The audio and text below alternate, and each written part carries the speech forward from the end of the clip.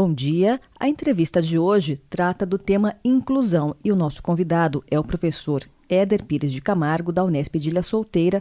Bom dia, professor Éder. Bom dia, é um prazer estar aqui falar com você, com seus ouvintes. O trabalho do professor Éder é justamente o ensino de física para alunos com deficiência visual.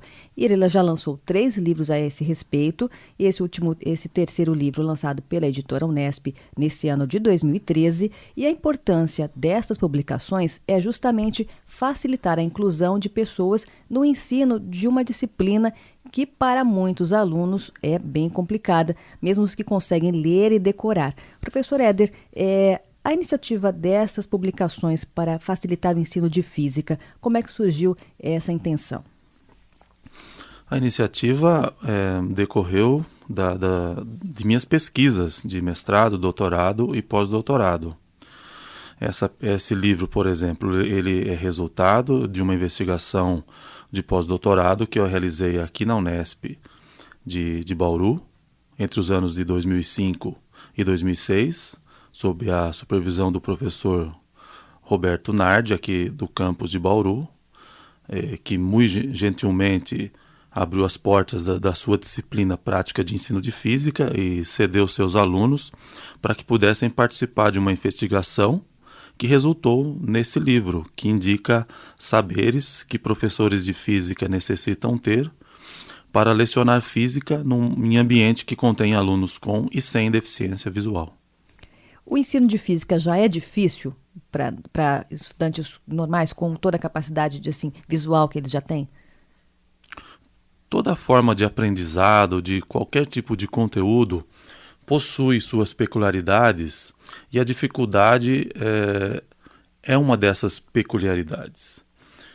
Eu diria que hoje muitas dessas dificuldades estão concentradas na falta de motivação que os alunos, e eu não estou aqui dizendo apenas de alunos com deficiência visual, a falta de motivação que eles encontram, justamente porque alunos não percebem o significado dos conceitos, o significado da disciplina.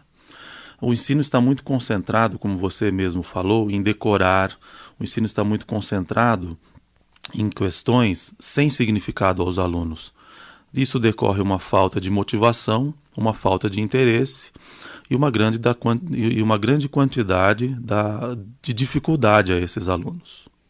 Eu entendo dessa forma essa questão da dificuldade que você me coloca. As dificuldades de aprendizagem, elas existem em quaisquer disciplinas. Pessoas precisam se debruçar sobre dificuldades, precisam pensar, precisam elaborar. Ou seja, para que se aprenda é preciso esforço mental, é preciso esforço cognitivo. Talvez os alunos, principalmente nos dias de hoje, estejam se tornando culturalmente com uma certa dificuldade nesse processo de pensamento, né? As coisas hoje em dia elas estão se tornando cada vez mais prontas, cada vez mais automáticas.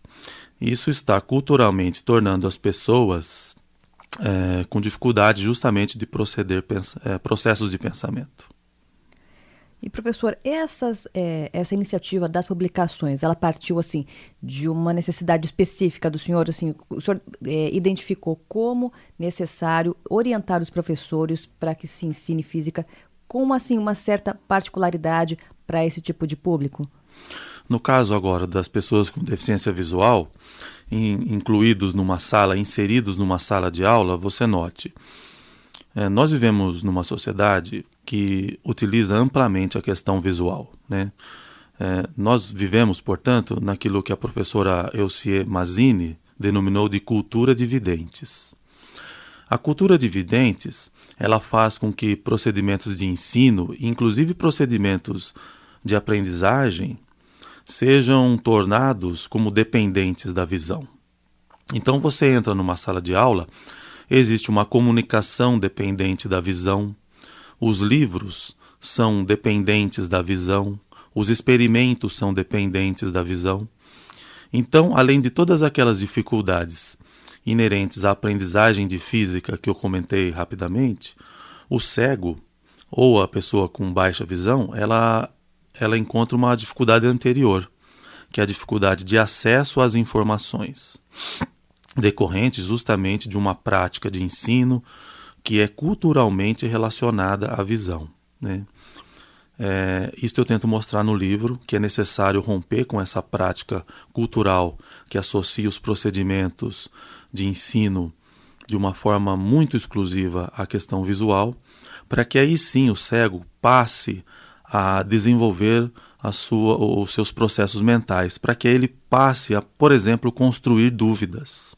Para que você tenha uma ideia, cegos que participam de sala de aula, onde a linguagem audiovisual é muito utilizada, não chegam a construir dúvidas sobre o conteúdo que está sendo ministrado, porque eles não têm acesso. Então eles estão como uma pessoa de língua desconhecida está num país de língua desconhecida, como se uma pessoa que fala o idioma português estivesse, por exemplo, na China, num país que desconhece o idioma. Ele participa de um ambiente de sala de aula que se comunica num idioma desconhecido. E, portanto, ele não construi dúvidas, ele não chega a construir qualquer significado. Como é que a gente pode aproximar esses alunos do ensino e facilitar que eles compreendam, que eles se integrem? É preciso romper é preciso você destituir essa cultura de videntes. Existe um aspecto da linguagem que é muito importante. Como eu mencionei, a linguagem utilizada em sala de aula é audiovisual. Eu dou exemplos muito comuns que acontecem através de frases do tipo: isto mais isto é igual a isto. Isto ocorre muito em aulas de física, em aulas de matemática, até em palestra onde se demonstram gráficos, tabelas e etc. Professores dizem também: notem as características desse gráfico. Então o sujeito que é cego ele não está conseguindo ver as equações, o gráfico. É preciso um processo de audiodescrição, onde o professor diga com muita clareza e com muita descrição oral o que está escrito. Quando eu fui aluno de física nesta universidade, isso no ano de 1992 até 1995, eu solicitava para os meus professores aqui, de matemática, de física, para que dissessem ao pé da letra o que estavam escrevendo na lousa. E isso deu muito certo no meu caso. Muito certo. Para mim foi muito bom. Um outro aspecto muito importante é a construção de maquetes tátil-visuais. Maquetes tátil-visuais são modelos bi- ou tridimensionais de representações de fenômenos físicos. Há muitos desses modelos em livros, só que eles são visuais. Eles são construídos no papel, eles são construídos para estar contidos nos livros. É preciso, por um processo chamado adaptação curricular, que professores de física, e hoje em dia na rede pública existe o auxílio da sala de recurso e do professor da sala de recurso, que pode auxiliar ao professor de física a fazer esse procedimento. É construir maquetes para que aquelas informações que estão concentradas na visão tornem-se táteis, para que alunos com deficiência visual possam tocar nas representações e ter acesso aos significados, e ter acesso aos conteúdos. Esse tipo de maquete também pode ser utilizada junto com os alunos que enxergam. Elas são importantes porque elas criam canais de comunicação entre professor e aluno cego, entre aluno cego e aluno que enxerga. Ela cria uma série de repertório e de oportunidades de ensino, de aprendizagem.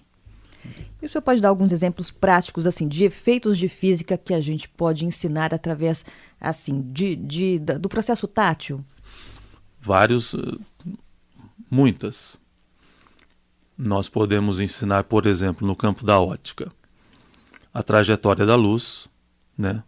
Nós podemos ensinar o fenômeno da reflexão da luz, quando a luz incide sobre uma superfície e volta para o mesmo meio, que o ângulo de incidência é igual ao ângulo de reflexão na reflexão regular. Podemos ensinar a mudança de trajetória sofrida pela luz na refração. Podemos ensinar direção e sentido dos vetores. podemos ensinar a questão da dispersão da luz, podemos ensinar na questão de feixes de luz convergentes, feixes de luz divergentes. Eu concentrei todos esses tipos de significados num conjunto denominado vinculados. Eu criei 3 categorias muito importantes na física de significados que tentam responder essa pergunta que você me fez.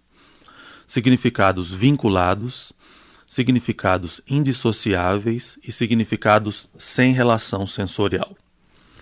Significados vinculados na física são todos aqueles que, representados, por exemplo, por representações visuais, podem ser tornados representados por meio de representação tátil. Esses são os significados vinculados. Então, toda trajetória, gráficos, qualquer tipo de gráfico você pode representar por meio de barbante, arame, etc. Significados indissociáveis são aqueles que você somente representa e veicula por meio da representação originária. Vou dar um exemplo muito claro disso. O significado visual de cor só pode ser representado, veiculado e compreendido por meio da representação visual. Então, cegos totais de nascimento não têm acesso e não podem compreender o significado visual de cor, de vermelho, de azul, porque eles não têm acesso empírico a esse tipo de fenômeno. O tato, a audição não conseguem veicular esse tipo de significado. Então eles só podem ser veiculados e comunicados por meio da percepção originária. E os significados sem relação sensorial são aqueles que não dependem de nenhum tipo de representação para serem veiculados. Existem muitos significados assim na física, como carga elétrica, massa, campo, energia. Ou seja, eles são significados abstratos. Eles não dependem de representação para serem veiculados. Então, respondendo objetivamente à pergunta que você me formulou, a maioria dos significados que são veiculados na física são de natureza vinculadas. Ou seja, eles estão escritos de forma visual. Eles podem ser escritos, eles podem ser representados de forma tátil. E os alunos com deficiência visual têm acesso a isso. Com esses métodos, o ensino de física fica mais próximo, dá para entender melhor? Assim, o senhor nota um aproveitamento dos alunos nessa disciplina? Bom, no caso dos alunos com deficiência visual que não tinham acesso à disciplina, quando você começa a criar canal de comunicação, eles começam a participar dos processos de ensino e aprendizagem. E com isso eles começam primeiro a construir dúvidas, eles começam a criar significados, eles começam a emitir opinião, emitir hipótese e participar de todo um processo de aprendizagem. Alunos sem deficiência visual, participando de processos de ensino, em que podem observar também pelo tato. Maquetes tendem a ter um aprendizado mais significativo, porque justamente vão utilizar o tato, que é uma percepção analítica, no processo de observação e de construção de significados. E a relação entre alunos com e sem deficiência visual em sala de aula é bastante significativa, porque vai aproximar um conjunto de pessoas que possuem uma forma de observar o mundo distinta. E você concentrando pessoas que observam o mundo de maneira distinta em processos de ensino-aprendizagem, onde eles podem compartilhar suas formas de observar, de representar o mundo, isso tende a trazer um momento de aprendizagem e uma troca de experiência muito rica. A tendência é que esses alunos aprendam mais e aprendam melhor. Então, essas publicações apesar de serem voltadas para alunos com deficiência visual, elas assim somam muito para todo tipo de aluno, para assim, para uma sala em geral completa. Essa é uma outra característica do meu livro. Ele traz essa questão da deficiência visual, mas isso que você falou é verdadeiro, e eu tento também dialogar com a questão da física, porque o meu livro tem esse lado de trazer um olhar do deficiente visual acerca da física, que é essa forma de interpretar a física por meio de uma percepção que não é visual, né? E, portanto, mostrar formas de ensinar a física não só para o deficiente visual, mas para esse aluno que enxerga. Eu trabalho com um autor em Ilha Solteira, nas disciplinas que eu leciono, chamado Martín Soler, que é um espanhol, e ele tem uma publicação chamada Didática Multissensorial, em que ele argumenta que a utilização de todos os sentidos no processo de ensino e aprendizagem de ciências é válida não só para os alunos com deficiência visual, mas também para os alunos sem problemas de visão. Por quê? Porque faz com que esses alunos sem problemas de visão utilizem a totalidade de suas percepções na hora de observar fenômenos. O Martín Soler classifica as percepções em analítica e sintética. As percepções sintéticas são a visão, a audição, o paladar e o olfato. E a percepção analítica é o tato. Então, ele diz que, quando pessoas combinam na hora de observar processos sintéticos e processos de análise, elas têm maior possibilidade de aprender com maior significado os fenômenos. Então, é a partir disso que eu trabalho. Pessoas sem deficiência visual, que observam fenômenos por meio de todas as percepções, realizam processos de análise e de síntese e, portanto, aprendem com maior significado os fenômenos. E alunos com deficiência visual, que participam de processos de ensino-aprendizagem com várias possibilidades de observação, também participam de tudo isso, porque não está ali, naqueles momentos, somente a visão em jogo. Está ali a audição, o tato, o paladar, múltiplas formas de percepção de fenômenos. Essas publicações do professor Éder são voltadas para que os docentes facilitem a inclusão desses alunos. Parece que é pouca gente, mas segundo o último censo de 2010 do IBGE, são 6,5 milhões de pessoas no Brasil, né? É um universo grande, professor, e parece assim que a gente está fazendo uma publicação direcionada para pouca gente, mas é muita gente com esse tipo de deficiência de nascimento ou adquirida, né? São 6,5 milhões de pessoas. Eu procuro não trabalhar muito assim com essa questão de números. Eu sei que são muitas pessoas. Eu já observei também números do censo escolar que, por exemplo, eu não vou me lembrar em termos numéricos, mas eu sei em porcentagem que de 1998 até 2012 o aumento de matrículas de pessoas com deficiência visual na rede pública foi de mais de 1000%.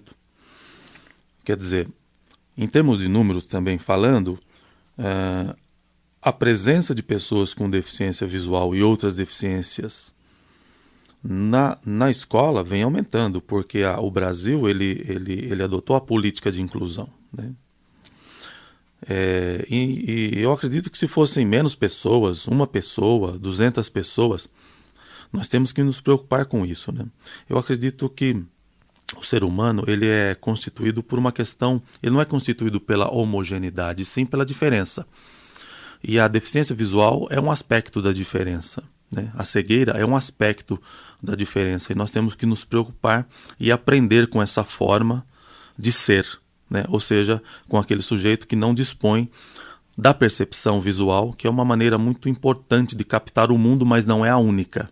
A audição, o tato, o paladar e o olfato contribuem significativamente na forma de percebermos o mundo. E acho que é muito importante aprendermos de que maneira uma pessoa que não tem visão capta e compreende o mundo, compreende a ciência, compreende a física. Eu acho que nós podemos entender com esta pessoa, entendermos como a física pode ser interpretada a partir desse ponto de vista e ensinarmos não só os cegos, mas também as pessoas que enxergam a partir desse olhar, né? Permitindo até esse aspecto engraçado, né? O olhar de quem não enxerga.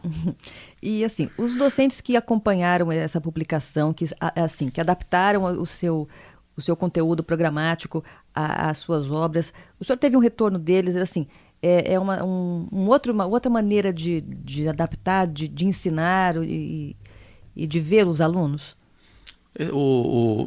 Desse livro, né, essa pesquisa do pós-doutorado, participaram 20 alunos da Unesp. Hoje eles são professores. Alguns eu tenho contato muito próximo com uma moça chamada Débora. Ela tem uma preocupação muito grande com essa questão da inclusão. Ela está morando, acho que aqui em Agudos, se não me engano. Tem um moço também chamado Paulo Maciel, que trabalha aqui na Unesp, num laboratório. Eles foram pessoas muito importantes nesse processo, eles adaptaram vários materiais. Os outros eu perdi contato com eles, não sei se eles estão dando aula. Então esse acompanhamento foi um pouco difícil de fazer.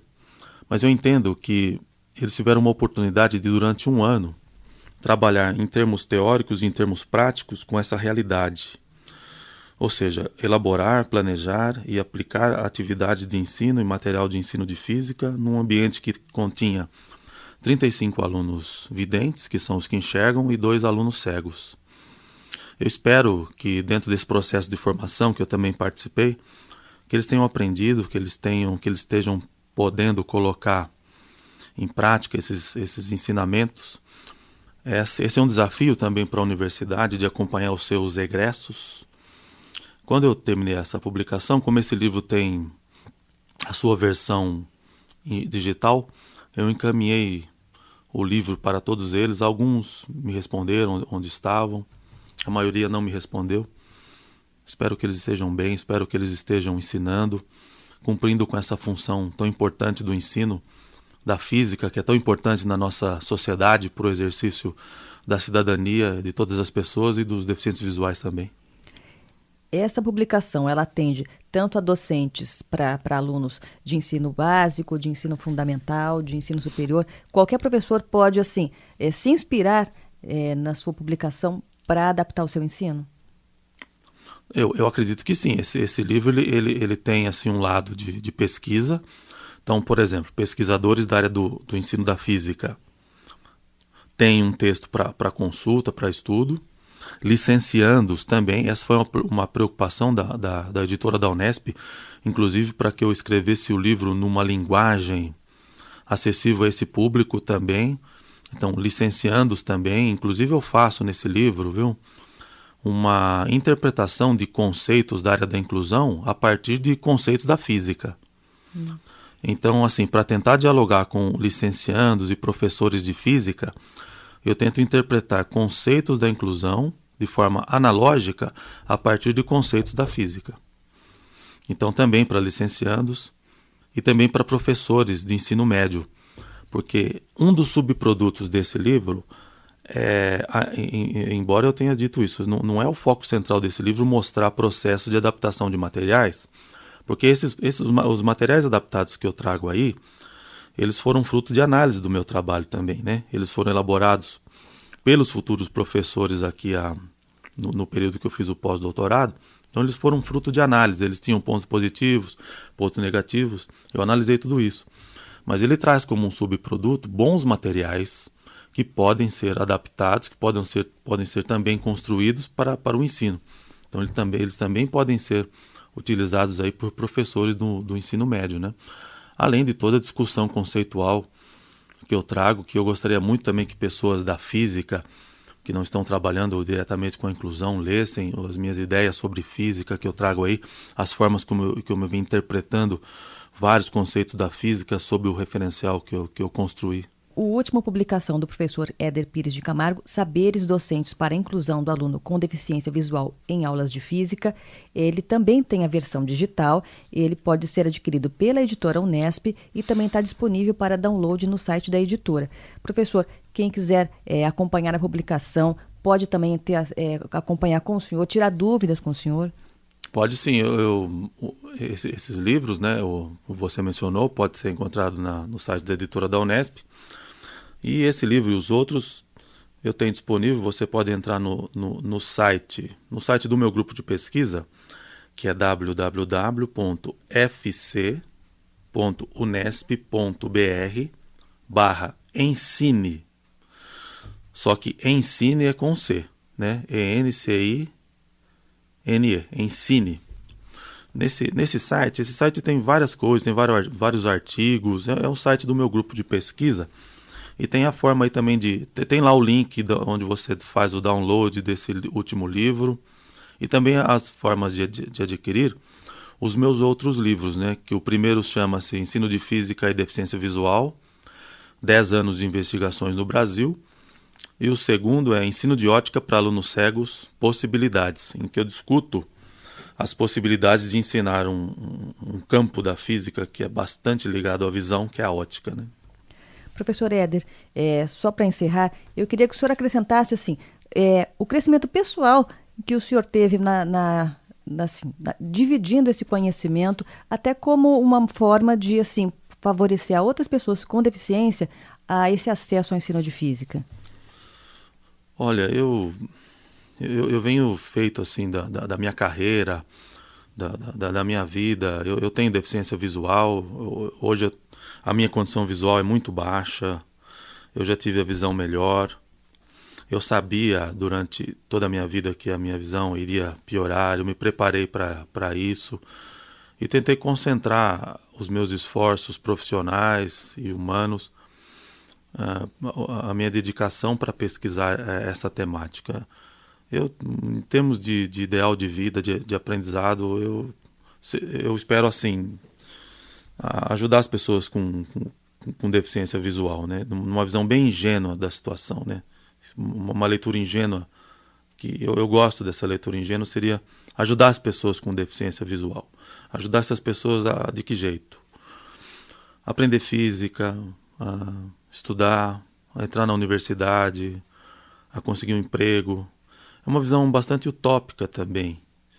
Viverem uma vida como pessoas, né? E não fazer isso de uma forma assim muito grande, ajudar pessoas pontualmente, isso é um ponto. De uma forma maior, tentar fazer uma leitura da física a partir de uma pessoa que não tem visão. Acho que essa foi uma mudança de um divisor, esse estudo. Esse estudo, depois que eu o fiz, a forma como os deficientes visuais me ajudaram a interpretar a física foi isso. A ter uma percepção da física a partir de uma pessoa que não enxerga. Esta é uma contribuição que eu acho que a deficiência visual pode dar de uma forma ampla para a física em geral, né? Eu acho que é isto. Professor Éder, agradecemos muito a sua presença. O professor Éder Pires de Camargo, que é autor de 3 livros sobre inclusão do ensino de física para alunos com deficiência visual, e essa última obra está disponível pela editora Unesp. Muito obrigada.